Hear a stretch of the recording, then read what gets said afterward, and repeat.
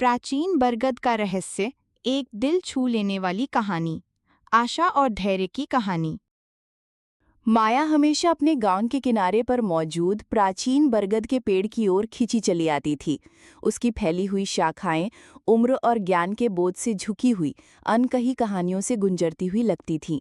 दूसरे बच्चे जहां उसे केवल चढ़ने का साधन मानते थे, वहीं माया को एक गहरा जुड़ाव महसूस होता था, सुनने का एक मौन निमंत्रण। एक झुलसती हुई दोपहर सूरज से राहत पाने के लिए माया उसके टेढ़े मेढ़े तने से टिककर बैठ गई। जैसे ही उसने अपनी आंखें बंद की, एक नरम, लगभग अगोचर फुसफुसाहट उसके कान से छूकर निकल गई।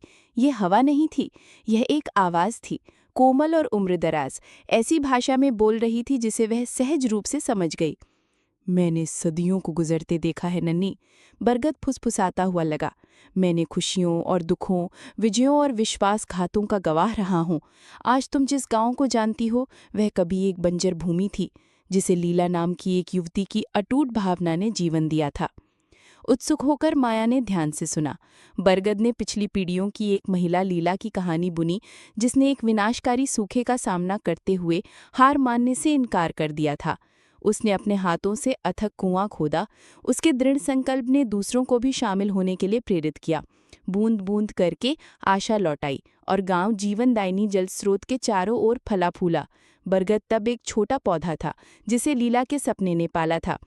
जैसे जैसे कहानी आगे बढ़ी, माया ने लीला के लिए सम्मान और अपने गांव के लिए एक नई सराहना महसूस की। फिर बरगद ने एक और अधिक मार्मिक कहानी साझा की, एक योद्धा और एक वैद्य के बीच एक निषिद्ध प्रेम की, जो युद्धत कुलों द्वारा अलग कर दिए गए थे, जिन्होंने उसकी सुरक्षात्मक छत्रछाया में सांत्वना और खुशियों के क्षण पाए थे। उनका प्रेम, यद्यपि दुखद था, पेड़ पर स्थायी जुनून की छाप छोड़ गया था। घंटों बीत गए, जबकि बरगद ने इतिहास के अंश, लचीलेपन के पाठ और भुलाई गई धुनों की फुसफुसाहट साझा की। माया ने बच्चों की हंसी के बारे में जाना, जो कभी उसकी छाया में खेलते थे, विदाई के शांत आंसुओं और फसल के जॉयफुल समारोहों के बारे में।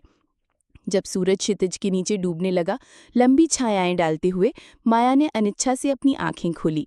गांव वैसा ही लग रहा था, फिर भी उसके लिए ये बदल गया था। हर पत्थर, हर रास्ता, हर चेहरा बरगद की कहानियों की गूंज लिए हुए था। उस दिन से माया गांव की कहानीकार बन गई।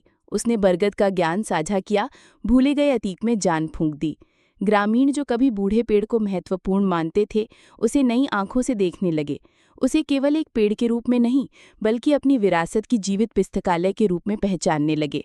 और माया अपनी हर सुनाई गई कहानी के साथ जानती थी कि बरगद की फुसफुसाहट जारी रहेगी, यह सुनिश्चित करते हुए कि अतीत कभी सचमुच भुलाया न गया हो और उनके वर्तमान की जड़ें उनके इतिहास की समृद्ध मिट्टी में मजबूती से जमी हुई थी।